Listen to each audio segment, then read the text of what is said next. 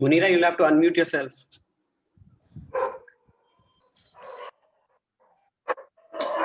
Yes, madam, you can start.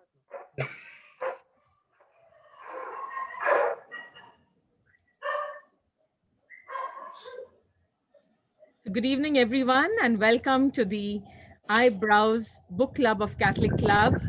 And it's really lovely that, today on World Environment Day, we're all meeting together. I should also, before moving forward, I should highly appreciate our Eyebrows subcommittee members who we have with us here. Ladies, can I ask you to just raise your hands and say hello?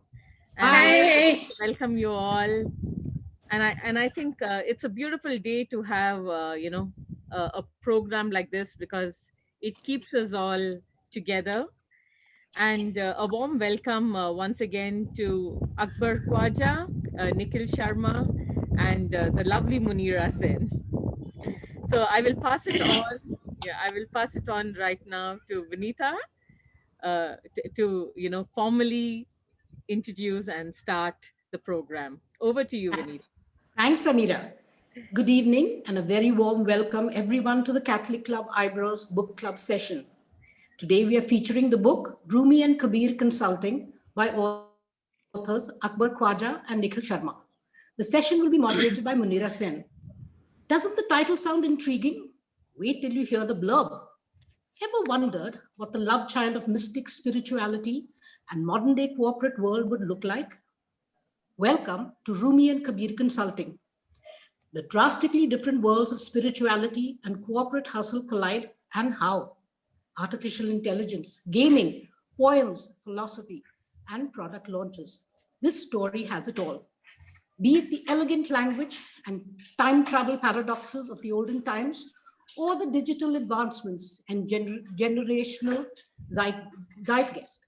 The story instantly transports you into the world, also creating a strange nostalgia from time you have never lived.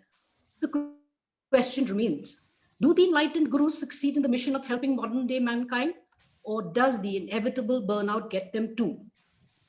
I now pass on the baton to subcommittee member Caroline Lobo to introduce the author and co-author. Thank you. Thank you, Vinita. Good evening, ladies and gentlemen. I think let us put everything on hold this evening as we venture into the depths of finding true happiness with our two lovely authors. Our guest this evening, Nikhil Sharma, is a C-suite hotelier by profession. Between running marathons, reading voraciously, and raising charities, he also loves to write. And I must add, actually, he finds time to write. That's more surprising. His style of leadership is balanced on the three pods of engagement, inclusiveness, and someone who enjoys life thoroughly. We've been told when he's not busy, he loves recreating vintage Lego sets, which also may be a passion which many of us share with him. Nikhil enjoys traveling, not just as a tourist, but to venture into the unknown and discover unexplored lands. Well, Nikhil, you might have to hold on to the exploring of the lands for some time now. And let's hope you make the most of this lockdown. So by the end of the pandemic, we get to read another very intriguing book from you. Welcome, Nikhil. Thank you, Caroline. A teacher, a guide, a mentor.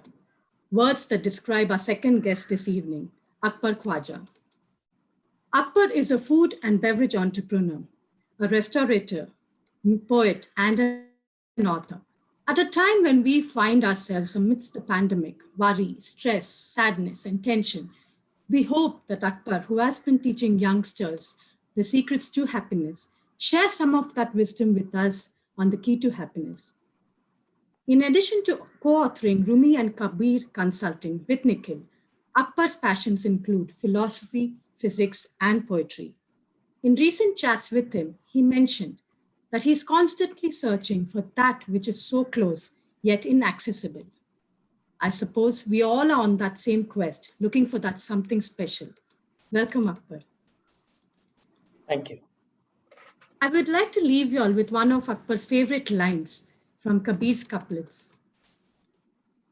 बूंद समानी है समुंदर में, जन्नत है सब कोई, समुंदर समाना बूंद में, बुझे बिरला कोई, When translated, it means a drop fell to the ocean. All understood its notion. The ocean fell into the drop. The rare one grasps this thought. Thank you. Now over to my dear friend and subcommittee member, Rohini De Silva, to introduce our moderator for tonight. Oh, welcome everybody. This is Munira Sen, a moderator, senior director, programs common purpose, Europe, Asia, Middle East. Munira was a part of the core team, which was included in setting up the India organizations of common purpose in 2008 in various capacities. These include organizations and curriculum development.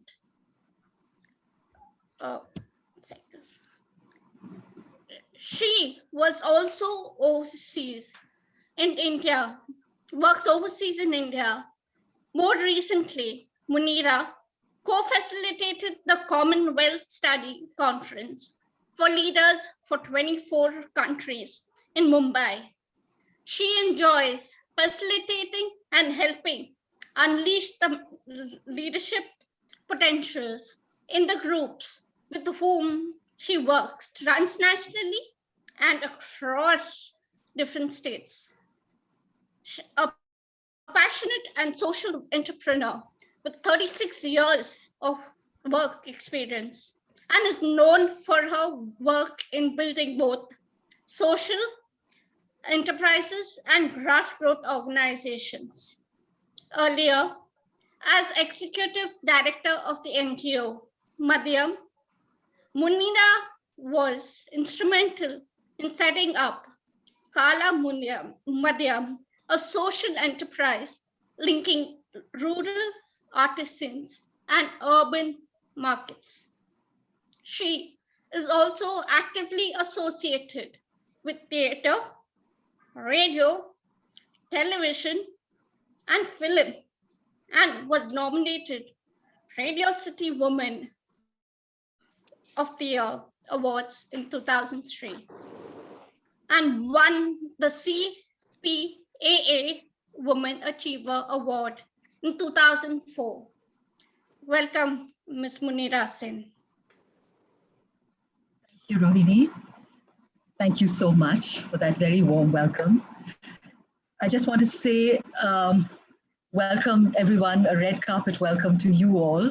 Thank you so much for having us at the Catholic Club Eyebrows Club today. We really, really appreciate this opportunity. I just want to begin with a confession. You know, I am not an avid reader, but I'm more of a film buff. But I did read Rumi and Kabir Consulting, and I found it a fairly wise and profound and deep book. And it was important for three reasons, really. The first one is that from time immemorial, mankind has sought happiness, he's chased it, worshipped it, you know, tried to lure happiness into one's life, almost unsuccessfully each time. So I want to congratulate Akbar and Nikhil to have the courage to take on such a tough subject. The second reason why I found this book fascinating is that it's very timely and it's very relevant at a time when more than 300,000 people have lost their loved ones in India and have not even been able to say a farewell to them. And also, this is just the reported figure, and also the fact that this is a time when mental health is the #1 issue in the world, in India and in the world. And I find this book quite relevant now because all of us are grappling with the questions around what is our purpose, what is joy, you know, what is the meaning of my life? And this book comes at a very appropriate time. The third reason why this book is important is because our lives have changed fundamentally. The world has changed fundamentally. And I think change is not something of the future. It's not, oh, I wish the world would be a better place when my children grow up. Change is a subject of the here and now. And I feel Akbar Khwaja and Nikhil Sharma have really contributed their bit towards change, particularly because of the way they have used ancient wisdom and applied it in trying to solve modern corporate problems of modern corporate India. So without much more ado, I'm going to get the evening going. So welcome again, everyone. And I'm going to start by asking Nikhil, tell us the story of the book, Nikhil. What, the how, when, where, why, what's the genesis of the book? Munira, firstly, thank you for being the moderator for Akbar and us. And you know Akbar and me, we need to be reined in from time to time.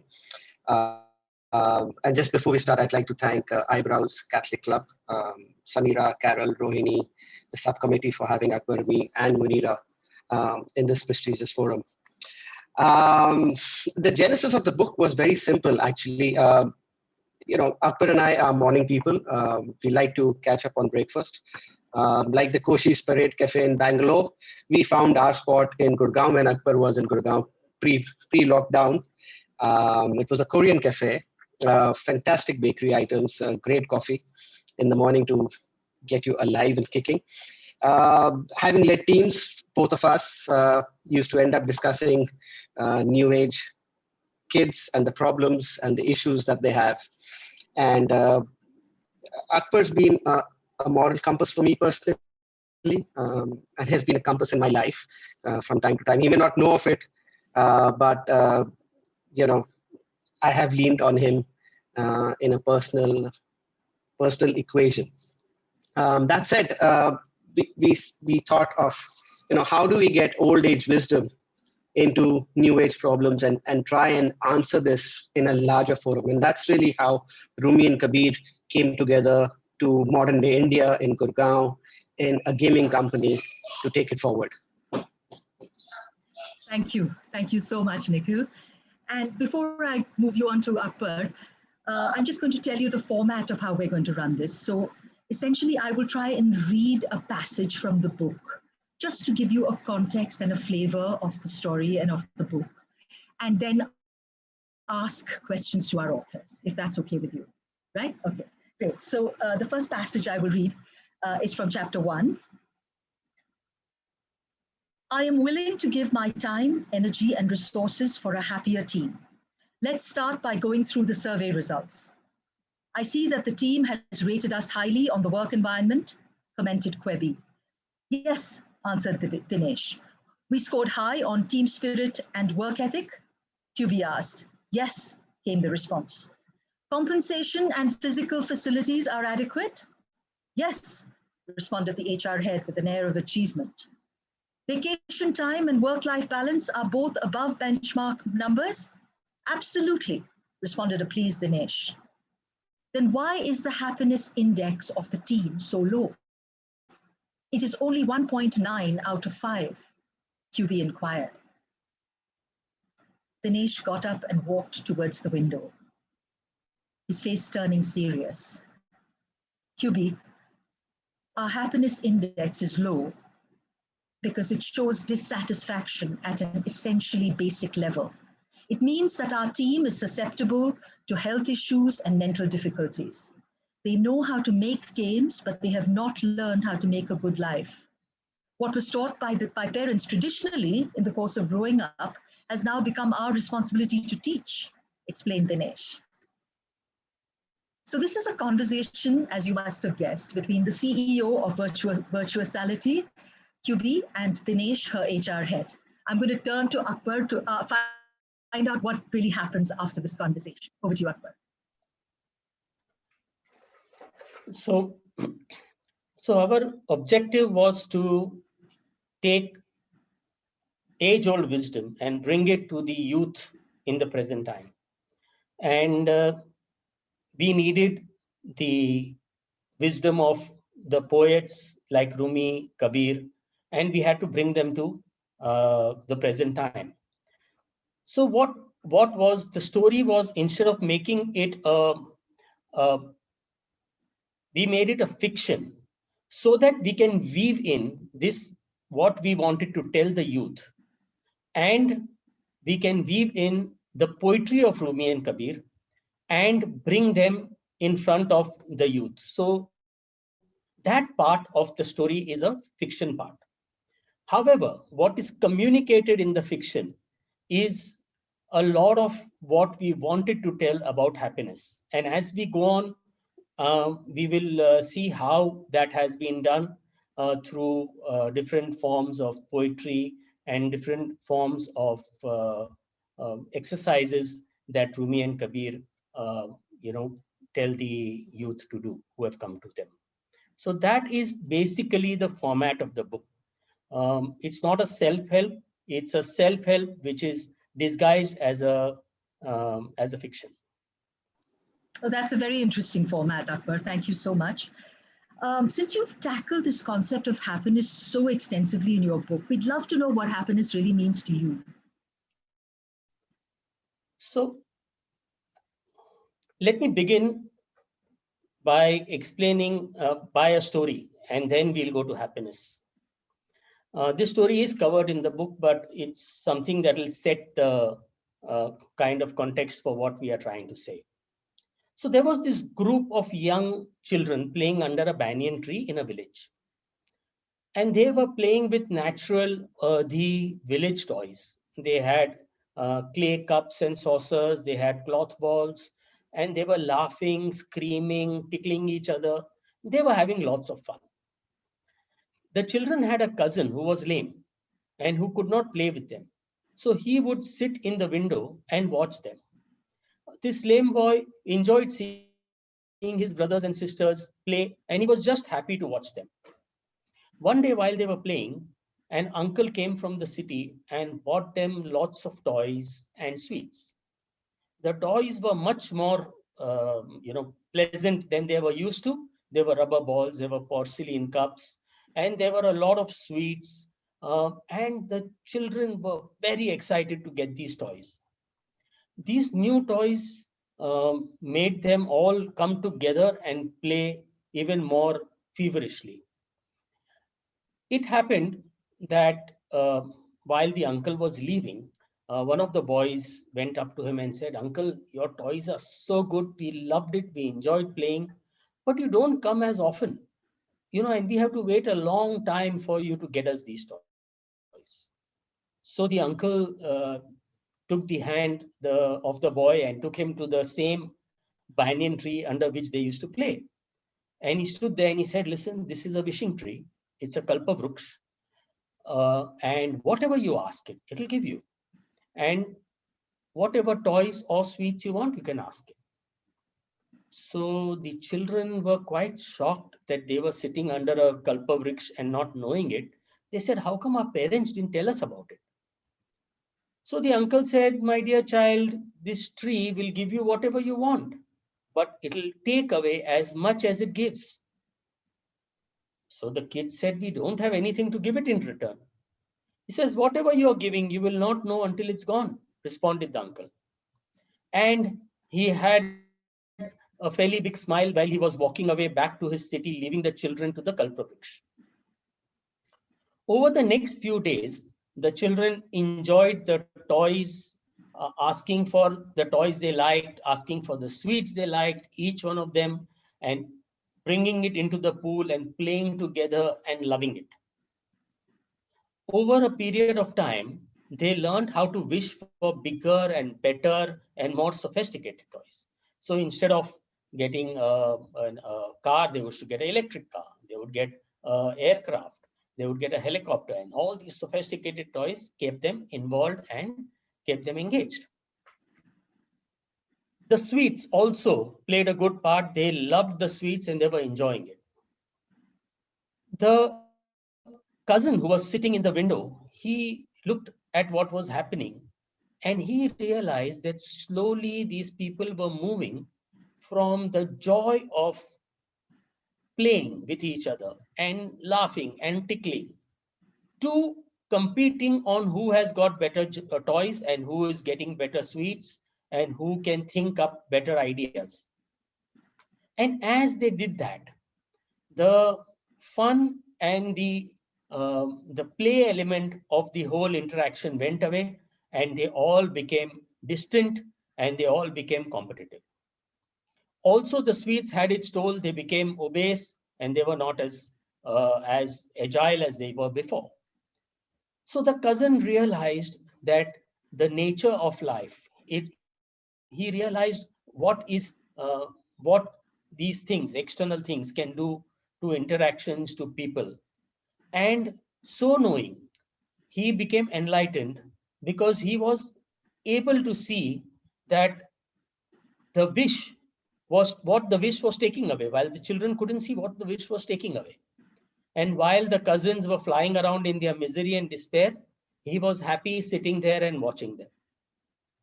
So if you if we understand the story of Kalpavriksha in our lives, this universe is a Kalpavriksha. We can think up things, we can go after them, we can go make a good life, we can get what we want. And all this that we do, we enjoy, and we think we are going to have fun, and we are going to be happy as soon as we do this or that or get here or there. However, the Kalpavriksha takes away as much as it gives. So universe is always in perfect balance. And to get happiness out of this perfect balance, we need to care about a few things. One, we need to care about physical health, exercise, nourishment, and sleep, the physical part. We have to care about the social support, have solid, good relationships between family, friends, and people who have our backs. Wealth and money is also important. A Princeton study by a Nobel laureate called Daniel Kahneman, who is an expert at happiness, and his team showed evidence that until a certain amount of earning, money can make you happier and happier. And after that amount is reached, there is the law of diminishing marginal utility kicks in. That means for every next $1,000, the amount of joy you would get is diminishing. And after a point, it actually becomes a pain to handle the money. So, having said that, um, in the context of happiness, we think that happiness is in something or by something. But happiness is not actually something that is a state of mind. Happiness is a practice. And to do this practice, to get into this practice, um, one has to take care of all these things. Freedom, how you perceive freedom, generosity, and finally, faith, spirituality, and religious practice.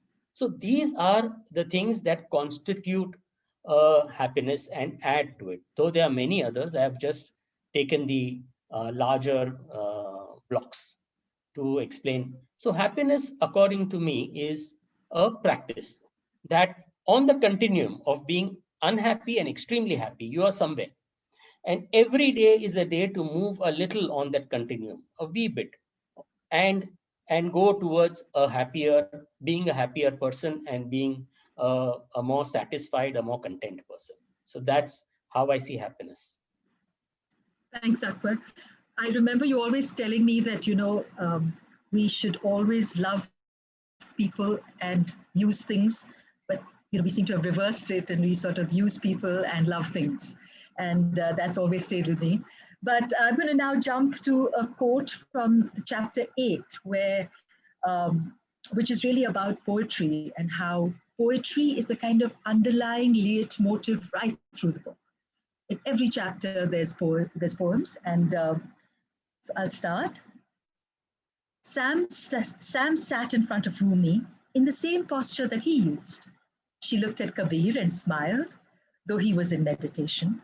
And after a good while, and finding herself very comfortable, she said, "I hear you are a poet, a master poet, almost like the original Rumi.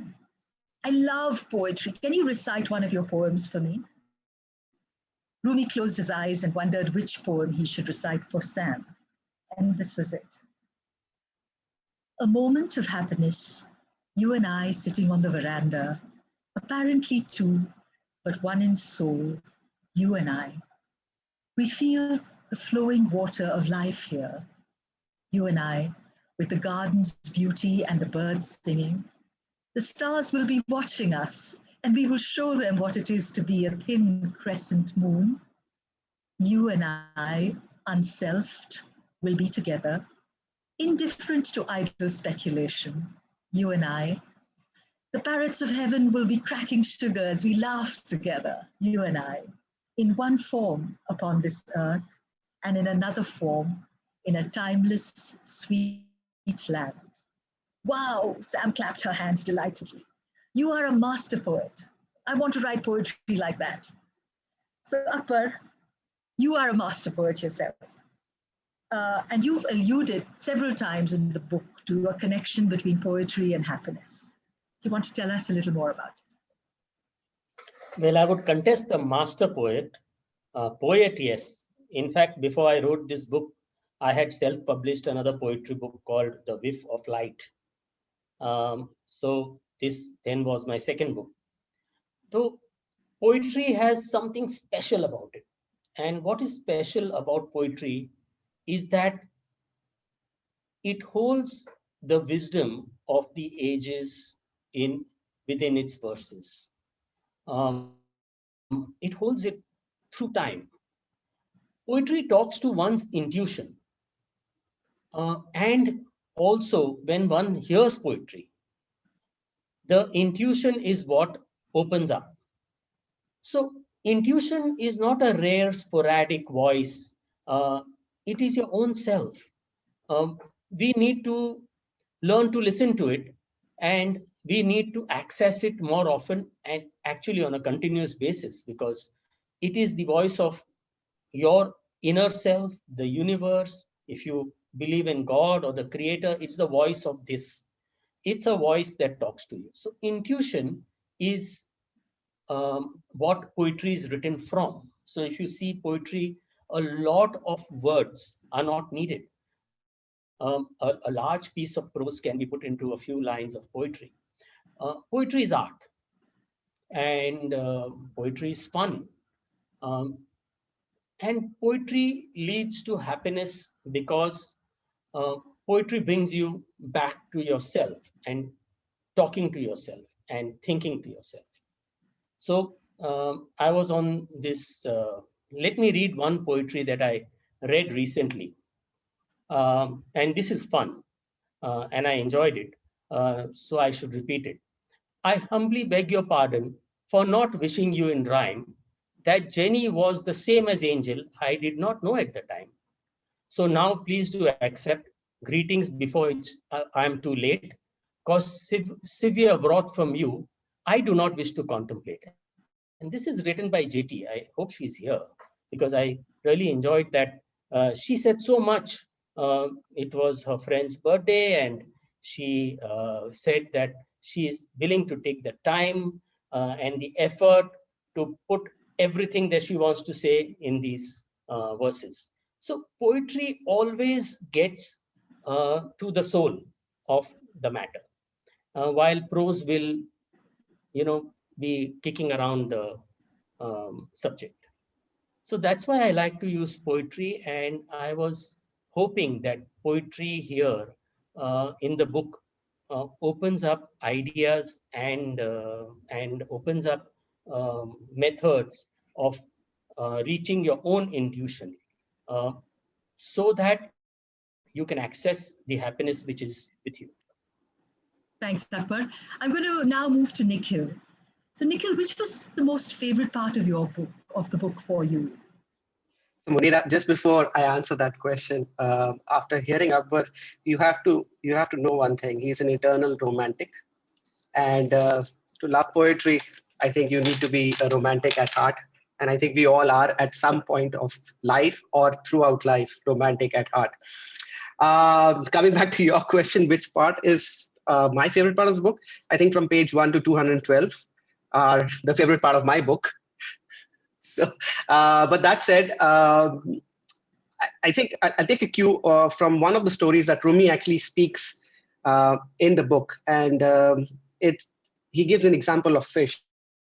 In various cultures, fish is is representative of miracles. The Old Testament, New Testament have various references to fish, and in fact, 2 references to Jesus where miracles happen with fish. So the way we've used fish in our book is there's a baby fish who actually speaks to his mother and says, I want to taste water like the human beings. And the mother says, there is water all around us. We consume it and we get consumed by it. And these are words I will repeat back. We consume it and we are consumed by it. But the baby fish doesn't really get this, right? And she says, no, I want to be like the humans. I want to taste water, right? The thirst of tasting water leads her to the end of the pond, and she jumps out of the pond. And that's when she realizes that, she's gasping for breath, can't breathe, looks like end of life. But a miracle happens. A kid who sees the fish pushes it back into the pond. That's when the fish realizes that, what the mother said was so important, that you consume it and are consumed by it. And if I was to refer it back to humans, for us, we are surrounded by love and are consumed by love. It's just that we need to open our eyes and feel it. So that part of love, which dovetails into happiness and some other elements that Akbar will speak about, is my favorite part of the book. Thanks so much, Nikhil. Thank you so much. That was quite interesting. Anyway, so I'll move back to you, Akbar. And before I do that, this is The Long Journey Inwards. I'll read a little bit from the book.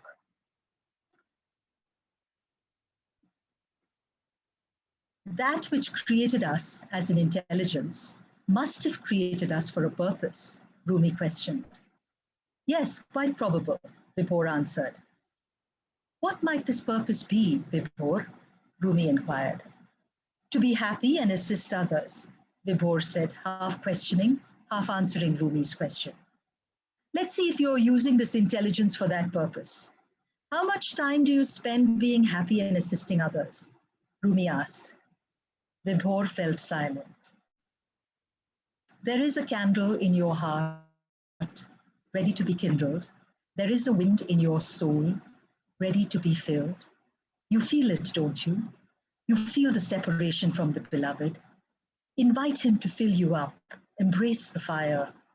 Remind those who tell you otherwise that love comes to you of its own accord, and the yearning for it cannot be learned in any school.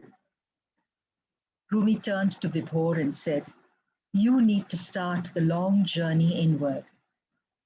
So Akbar, what is this long journey inward that you speak about? Is it a religious practice or is it a spiritual path? What is this journey? So I am mesmerized by what I have in front of me. And I believe in it so much that it is the most important thing that's happening to me. My dreams, my desires, my needs, all stem from the outside and what I perceive of it. If I'm brought up in poverty, I look for riches. If I'm brought up well-to-do, then I look for more, or I look for art, I look for other things. Everyone is pursuing some goal, some end, where they believe that they would be happier than they are now. If you get everything that the outside has to offer, it cannot bring you to happiness or peace. Because what is missing is the person who has to become happy and peaceful. So the outside is perfect, but the interpretation of the outside that I am making, that has to become perfect. And to make that perfect, there is a journey that one has to undertake. In different cultures, this journey is taken in different ways. But what, in the case of happiness, what Rumi alludes to is that there is a journey where you have to know yourself. You have to know who you are, what your motivations are, what you are wanting, waiting, how do you interpret the outside world and how to bring you to happiness? So you, like say there's something that absorbs you totally, painting, cooking, writing, running, anything. That will absorb you to such a level that you become one with what you are doing. And that brings out happiness. So the more important thing is to know the self and go deeper into the self and to go in by intuition. It is not a religious practice. Some religions, yes, but it's more a spiritual journey. And the closest I would bring in, at least Indian context, is Vipassana. But it's a much longer journey. It is a much more meditative journey. It is a journey that needs practice and being able to turn inwards instead of turning outwards. So that long journey inward that I talk about is the journey that will allow you to be free of what is on the outside and not dependent on it, and still as happy as you can ever be. And that state is called equanimity. So the equanimity is, you're able to come to equanimity when you have the inside balanced. And that is the long journey inwards. And that's what Rumi is asking Vibho to undertake. Brilliant. So, Akbar, let's move to love, your favorite subject. So, in the book, you say that love is beyond reason and judgment. And you also mention that it has a role to play in happiness. Can you elaborate on this? So, the idea of love, like we have been hearing it over and over again, is the more romantic love. And here, what I am talking of is that love, like Rumi says, terrestrial love introduces you to the mysterious universal love, where the whole universe and every being is an object of your love.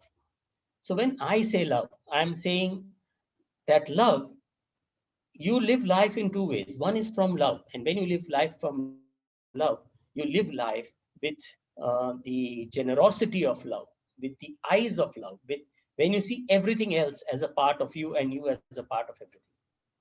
The other way of living is living out of fear, where you separate yourself from things. Now, this is a continuum, and everybody is somewhere on the continuum. And the idea is to move from the fear to more and more love and more generosity and more oneness. So Rumi says, love is a bridge between you and everything. In another place, he says, you have within you more love than you could ever understand. And Kabir, he explains that prem na badi upche, prem na heart vikai, raja praja jis ruche, sheesh dei le jai. Whereby he says that love does not grow on trees, neither it is sold in shops. A king or commoner, whoever wants, has to give his head and take love. Now, this giving of head is a metaphorical giving of head. That means giving up your rational, giving up your ideas, giving up your biases, giving up all that. So that love is a selfless love of oneness. The closest I can allude to is love between mother and a child, which is selfless. And this is much beyond that. So where you have to keep your senses behind, aside, and then interact with the universe with love. And that is what brings happiness. The more the love you interact with the universe with, the happier and the more equanimous you are. There's a lot of wisdom in that. I totally agree. We come to the last part of this reading. So if anybody has any questions, we request you to please put it in the chat. And then I'll ask you to unmute yourself and ask them just after this section. So The last part, Akbar, is designed to succeed but programmed to fail. I'm going to hand this, this is quite mystical. And I'd like to hear what are the 3 tips you have for us, which we can take home from this chapter. So our design is perfect because our designer is perfect. So our design is perfect. And that perfect design, when it gives outputs that are not as formidable as the design, that means there's a problem in the program. So we are designed to be perfect, and we are perfect. But over the years, so like when you are a child, you can take a small doll and a teacup and be the happiest person on earth. You can look at your mother, sit there, smile, and be the happiest person on earth. But what happens? Then life happens, and then we learn things, and we program ourselves to do this and not do that, and go here and not go there. All this conditioning programs us to not access the unabated flow of love and happiness that is in our design. So we are originally very happy people. So now you are designed to succeed, but you are programmed to fail. That means the problem is in the program, and you have to reprogram yourself. So let's see how we can reprogram ourselves. I would say the number 1 tip would be silence, which means to be able not to, by silence, I don't mean silence of the voice only. I mean silence within and without. Silence of things, silence of your communication devices, silence from your thoughts, your own thoughts, and silence from anything that's happening around you, so that you can go within. That silence is the first thing that I would suggest. The second thing I would suggest is inquiry. Ask yourself, look within, and ask, who are you? That question, who am I, can bring you to your intuition in the most rapid way that is known. So second part is inquiry, asking yourself, what's happening? Why am I? So let me share with you a short thing that happened to me. I used to be a very angry person, and I did not like that part of me. And what I did was I started to see when I become angry, how I become angry, what buttons have to be pressed.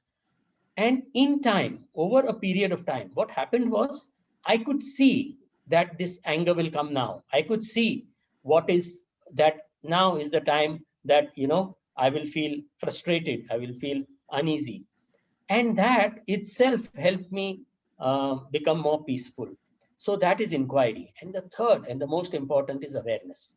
When you live life with awareness, awareness of what you are doing, awareness of what's happening around you, what is your internal reaction, awareness of, even the Buddhist even walk in meditation. They are aware of what's happening even when they walk. So in that way, life has to be, you have to go through life with awareness. And that awareness will give you the quickest results to peace, equanimity, and happiness. So that's what I mean by you are designed to succeed but programmed to fail. You can just take these simple things, and in the book I have elaborated much more, and I've given many other ideas. But this is basically the big blocks that we can play with. Thank you. So any questions, friends? Would anybody like to unmute yourself and ask a question?